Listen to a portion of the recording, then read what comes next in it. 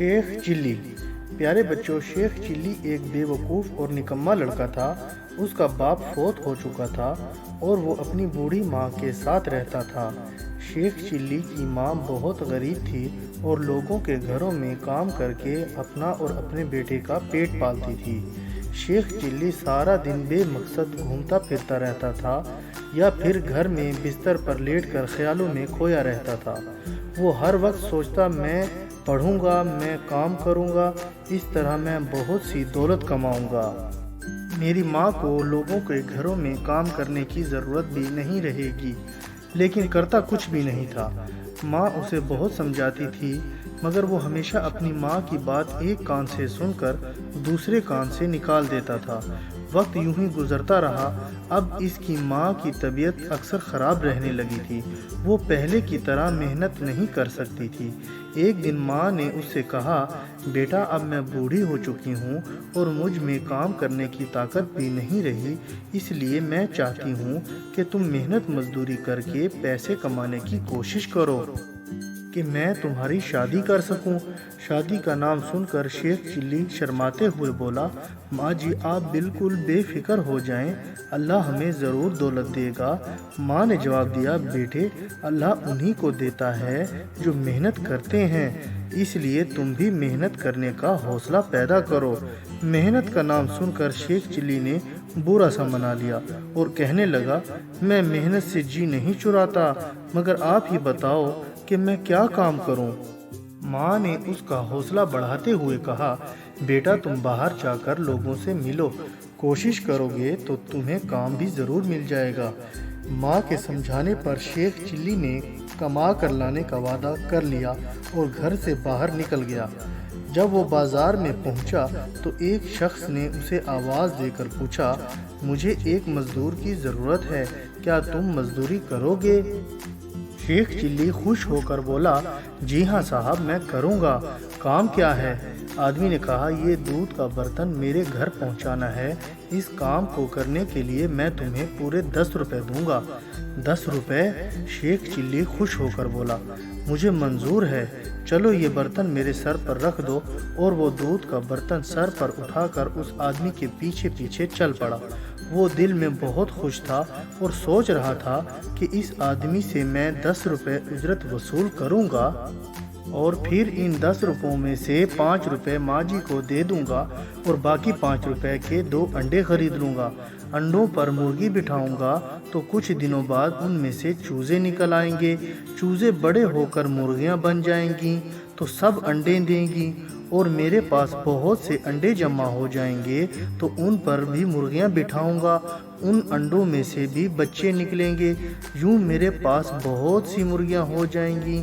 پھر میں مرغیاں بیچ کر بکری خرید لوں گا، جب بکری بچے دینا شروع کرے گی تو میرے پاس بہت سی بکریاں ہو جائیں گی۔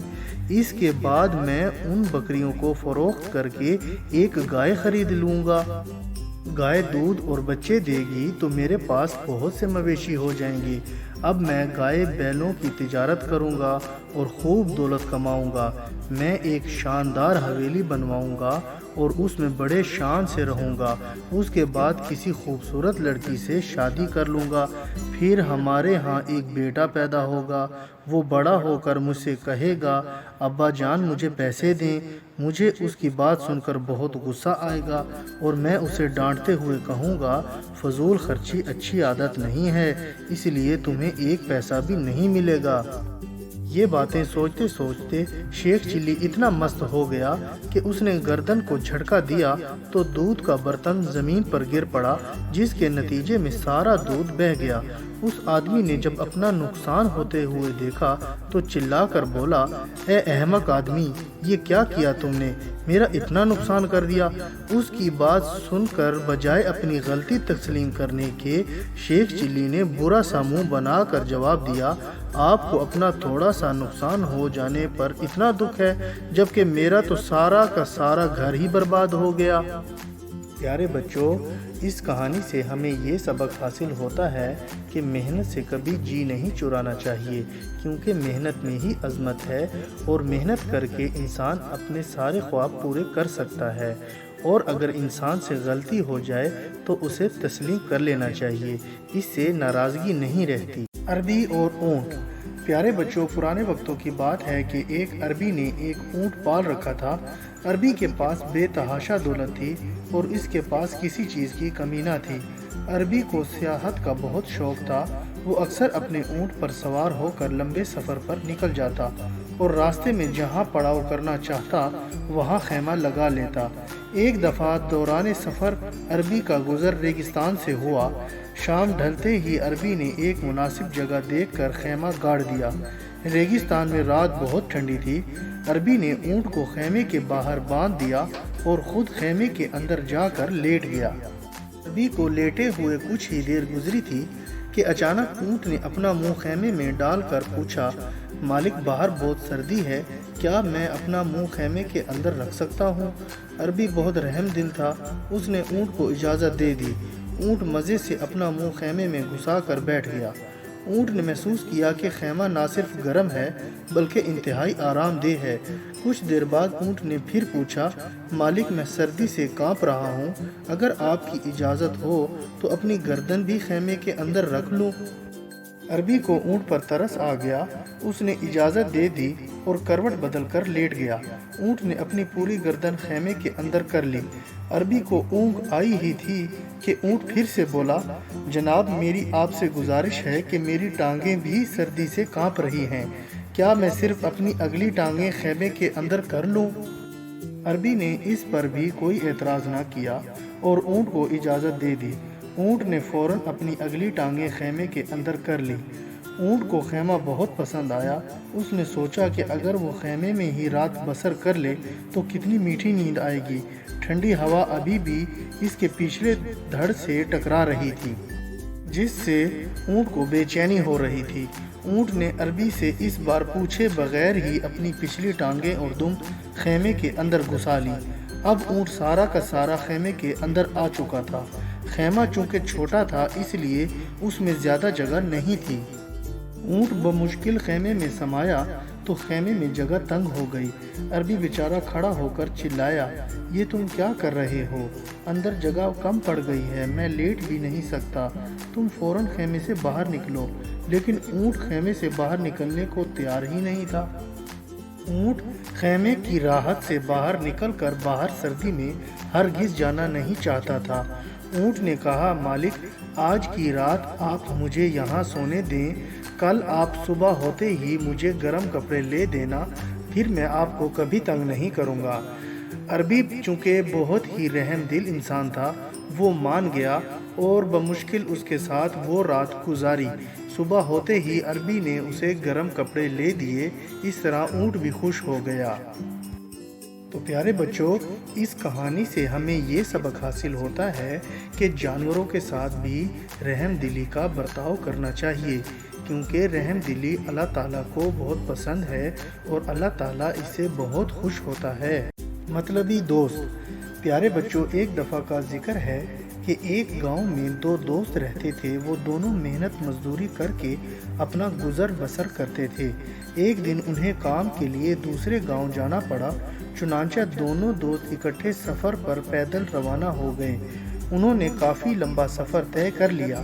دوپہر کا وقت ہو گیا تھا۔ اب دونوں دوست چلتے چلتے تھک بھی گئے تھے۔ انہوں نے کچھ دیر آرام کرنے کا ارادہ کیا اور ایک سایہ دار درخت کے نیچے بیٹھ کر آرام کرنے لگے۔ اچانک ان میں سے ایک کی نظر تھوڑی دور نیچے گری ایک تھیلی پر پڑی۔ وہ چپکے سے اٹھا اور تھیلی اٹھا لی۔ جب اس نے تھیلی کھولی تو اس کی خوشی کی انتہا نہ رہی، کیونکہ تھیلی میں اشرفیاں موجود تھیں۔ اشرفیاں پا کر اس نے اپنے دوست سے کہا، دیکھو مجھے اشرفیاں ملی ہیں، میں کتنا خوش قسمت ہوں، مجھے ڈھیر ساری دولت مل گئی، لگتا ہے قدرت مجھ پر بہت مہربان ہے، اب تو میرے دن بھی بدل جائیں گے۔ میں ساری عمر بھی کماتا تو کبھی بھی اتنی دولت جمع نہ کر سکتا۔ دوسرا دوست اس کی خود غرضی پر حیران رہ گیا۔ اسے اپنے دوست سے اس بات کی امید بھی نہ تھی۔ اس نے کہا، دوست اشرفیاں ملتے ہی تمہارا رویہ بدل گیا ہے، یہ کیوں نہیں کہتے کہ ہم دونوں کو اشرفیاں ملی ہیں؟ ہم دونوں دوست ہیں اور اکٹھے سفر کر رہے ہیں، اس لیے ان اشرفیوں پر ہم دونوں کا برابر کا حق ہونا چاہیے۔ پہلے دوست نے اس کی بات کو نظر انداز کر دیا اور اترا کر کہنے لگا، ہرگز نہیں، اس تھیلی پر صرف میرا حق ہے۔ ہم دونوں ساتھ سفر ضرور کر رہے ہیں، لیکن یہ اشرفیاں تو میرے مقدر میں تھیں، اس لیے یہ تھیلی صرف مجھے ملی ہے۔ تم اس تھیلی پر حق نہ جتاؤ۔ دوسرا دوست بضد رہا کہ تھیلی پر ان دونوں کا برابر حق ہے، جبکہ پہلا دوست غصے میں آ گیا اور تھیلی لے کر ایک طرف کو چل دیا۔ ابھی وہ چند قدم ہی چلا تھا کہ تھیلی کا اصلی مالک اپنے ساتھیوں کے ہمراہ اپنی گم شدہ تھیلی ڈھونڈتا ہوا وہاں آ گیا۔ اس نے جب تھیلی ایک اجنبی کے ہاتھ میں دیکھی تو زور سے پکارا، ٹھہرو، تھیلی چرا کر کہاں جا رہے ہو؟ یہ تھیلی تو میری ہے۔ یہ سن کر پہلا دوست سخت گھبرایا۔ تھیلی کا مالک انتہائی غصے سے اسے گھور رہا تھا۔ تھیلی پکڑے خود غرض دوست واپس اپنے دوست کے پاس آ گیا اور کہنے لگا، دوست ہم مشکل میں پھنس گئے ہیں۔ اب دوسرے دوست نے اسے جتایا، تمہیں غلط فہمی ہو رہی ہے، یہ کیوں کہہ رہے ہو کہ ہم مشکل میں پھنس گئے ہیں؟ یہ کیوں نہیں کہتے کہ میں مشکل میں پھنس گیا ہوں؟ اگر میں اشرفیوں میں حصہ دار نہیں بن سکتا تو اب مصیبت میں میں تمہارا ساتھ کیوں دوں؟ جب تمہیں یہ تھیلی ملی تو تم نے یہ تھیلی خود کھولی اور یہی کہتے رہے کہ یہ تھیلی صرف تمہیں ملی ہے اور تم ہی اس کے اصلی حقدار ہو۔ اب اس مصیبت کا سامنا بھی تم اکیلے ہی کرو، میں تمہارا ساتھ نہیں دوں گا۔ تم ایک مطلبی دوست ہو جو صرف اپنے مطلب سے غرض رکھتا ہے۔ یہ کہہ کر وہ اس سے دور جا کر کھڑا ہو گیا۔ تھیلی کا مالک اس کے قریب پہنچ گیا۔ پہلے دوست کا خوف کے مارے رنگ اڑ گیا۔ تھیلی کا مالک اسے چور سمجھ کر مارنے لگا اور اس کے ساتھیوں نے بھی اس کی خوب پٹائی کی۔ دوسرا دوست دور کھڑا ہو کر اسے مار کھاتے دیکھتا رہا۔ آخر تھیلی کا مالک اپنی تھیلی لے کر وہاں سے چلا گیا۔ پہلا دوست سر جھکائے وہیں کھڑا رہا۔ اسے اپنی خود غرضی اور لالچ پر بہت افسوس ہو رہا تھا۔ بعد میں اس نے اپنے دوست سے معافی بھی مانگی۔ تو پیارے بچوں، اس کہانی سے ہمیں یہ سبق حاصل ہوتا ہے کہ کبھی بھی خود غرضی اور لالچ نہیں کرنی چاہیے، کیونکہ خود غرضی اور لالچ سے انسان کو سوائے نقصان کے کچھ حاصل نہیں ہوتا۔ اور بچوں، میں امید کرتا ہوں کہ آپ کو میری یہ کہانی پسند آئی ہوگی اور آپ اس کو لائک، شیئر اور کمنٹس بھی کریں گے۔ اور سب سے ضروری بات یہ ہے کہ آپ میرے اس چینل کو سبسکرائب کرنا نہ بھولیے گا، اس سے آپ کو میری نئی کہانیوں کا بھی پتہ چلتا رہے گا۔ اور اپنی اجازت چاہتا ہوں، اپنا بہت خیال رکھیے گا۔ اللہ حافظ۔